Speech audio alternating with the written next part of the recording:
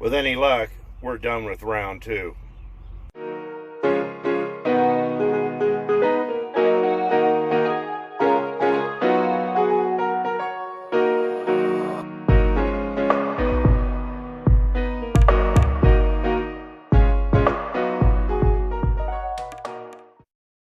As you know, I've been dealing with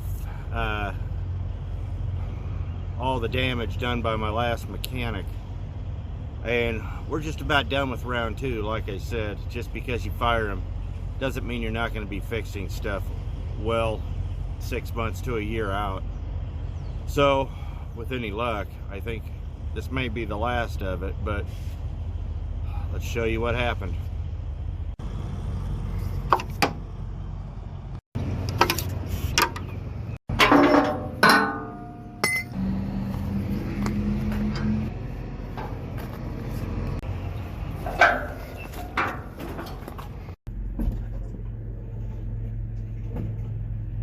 I apologize in advance for how dirty this is. It's been raining and raining and raining, and I haven't had a chance to wash the engine bay. It's so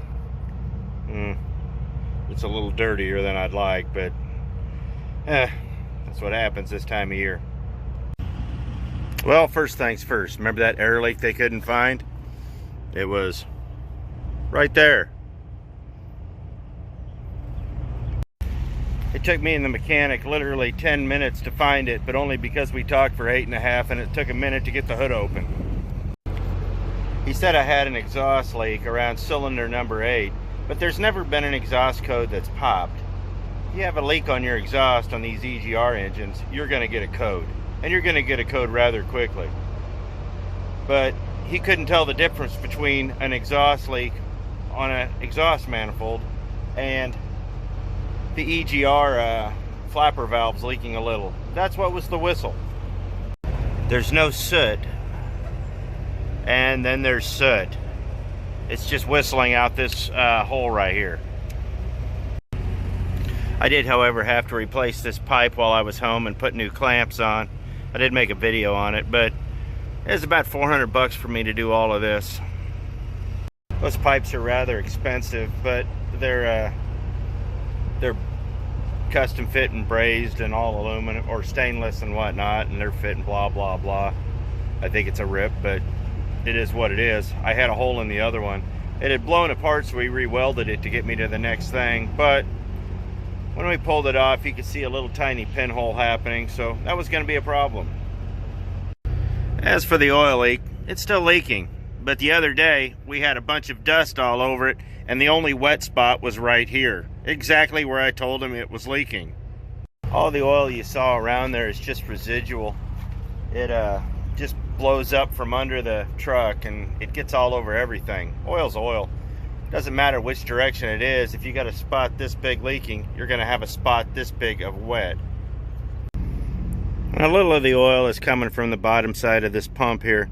It's just got a little leak on the gasket, but it's on the back side. And here's something else they screwed up. All this came apart. It wasn't broken when I came it in, or when I brought it in. As you see, we fixed about everything that's broken so far. There's one thing they broke that really irritated me, and they tried to say it was cracked, and I know they were lying, and that was one of my AC lines. Oh, it was cracked when it came in, and I'm like, no, because I used the AC literally like 2 to 3 days prior, and it was ice cold. They said they replaced the line. I got charged for it, and they refilled it. Well, it doesn't work worth a crap now. It was this line right here. I got a feeling dude either was climbing into the truck and grabbed it, or was trying not to fall out of the truck and grabbed it, and it cracked. Undoubtedly, he was doing something stupid and broke it, so now I have to charge up the AC today. But could have been worse. And you remember that hissing and popping and snapping the air compressor was doing that I wanted them to fix and look at? And they replaced everything, including a fitting right here. Yeah, they replaced their own fitting. I replaced them, and then they went through and said it was leaking and replaced it, and then went through and said it was leaking and replaced it. This right here. And then I got charged for it. That filled me with joy. So, yeah. But that popping, I'll show you what it was. Just like they were told multiple times, the air compressor head was bad. Put a new head on it, solved all my air problems. Well, that, and once we fixed the leak back there. But, yep, that was it. So while I was home, I knew I'd be doing this. So I went to Walmart and got just this house brand R34A stuff.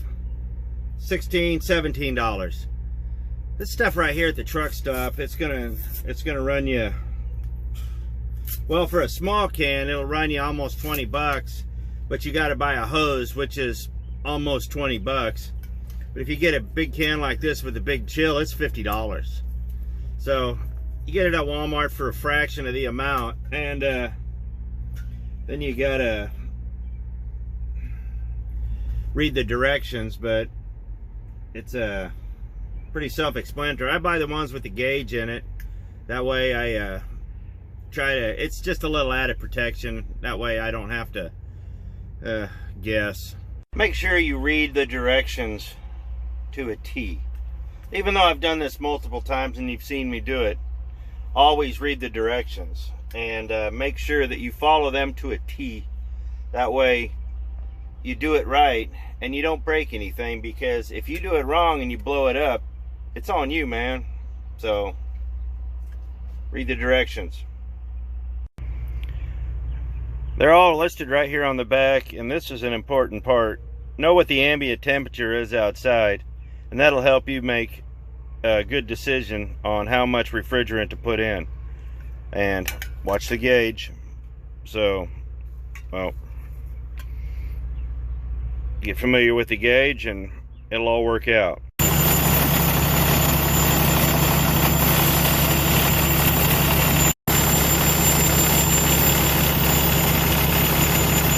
You want to be careful that you don't overcharge it. You saw where it was up just a little below normal when I first, but once that clutch kicked in, it really dropped. So I have it up around 30 right now. With the ambient temperature outside, that's exactly where it needs to be, between 30 to 35, according to the chart. So I don't completely trust that gauge, but it's better than nothing. So I just left it just a little bit below 35. That being said, if you're still unsure, there's no shame in taking it to a mechanic with the proper gauge and proper all that. If you got a leak, you got a leak. But I know I didn't have a leak. I know the mechanic broke it.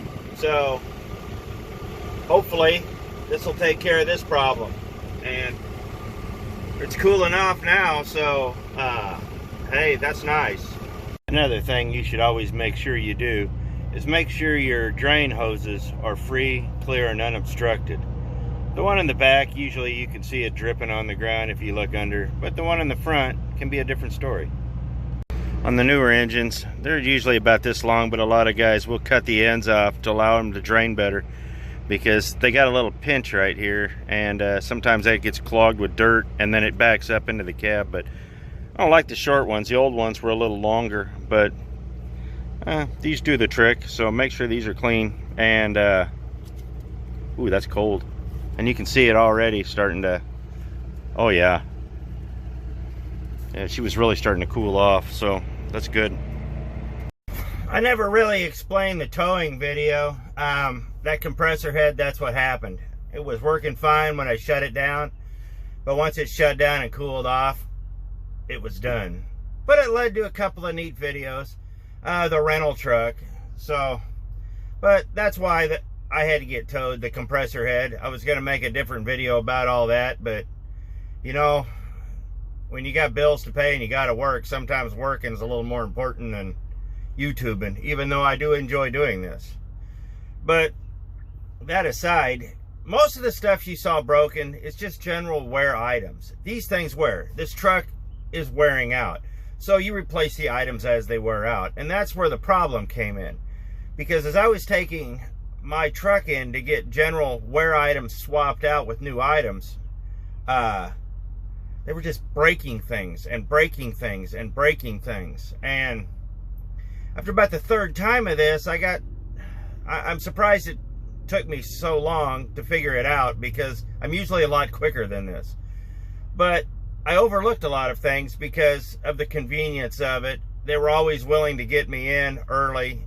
And for the most part, they fixed things, but then there were other things that were popping up. And then once I really started examining what was going on, I didn't like what I saw, as I talked about in my last video.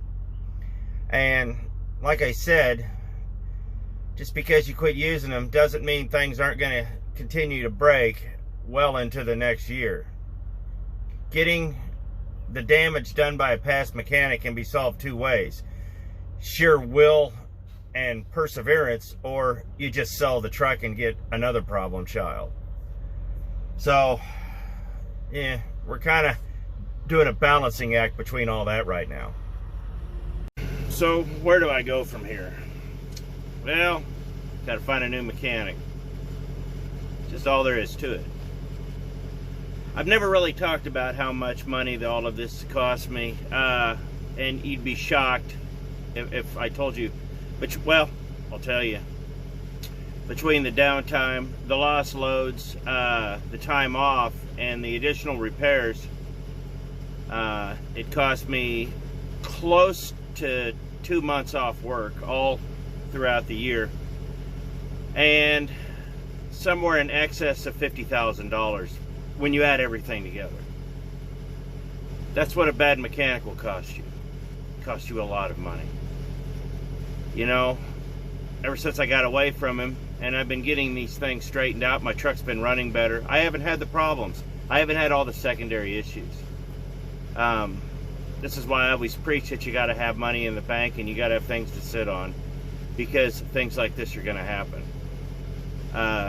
Repair wise, just the repairs alone, I figure all the rework was just right around $10,000 to $12,000, and then you add everything else in, the time off, the loads lost, and all that. It basically equated to me losing an entire quarter's salary. It's a lot more serious than I let people realize, and that's why I didn't talk much about it, just because I had to get it all straightened out first to find out if there was going to be any legal things happening, and there's not. So aside from that, got the truck straight. I hope you don't ever have to go through what I went through, because this was a whole lot worse than I let on. It was bad, but truck's getting straightened out. Little things here and there. So I hope you're doing better, and I hope that you have taken these lessons I've learned and you watch yourself, and you are very diligent in watching what your mechanic's doing. Don't be sue crazy, because if you are, people will really be hesitant to work on your equipment. But at the same time, be very diligent and hold them accountable for their work. You know, that's the important thing. Find a good mechanic. It might take you a while, but I'll tell you what, a good mechanic is worth the money. So that being said, I appreciate it. Thanks for watching, guys. We've hit over 300 subscribers. I'm happy about that. So hopefully maybe this next year we'll hit another 100 or 2, and that'll be fun. So I appreciate it. Thanks for watching. See you next video.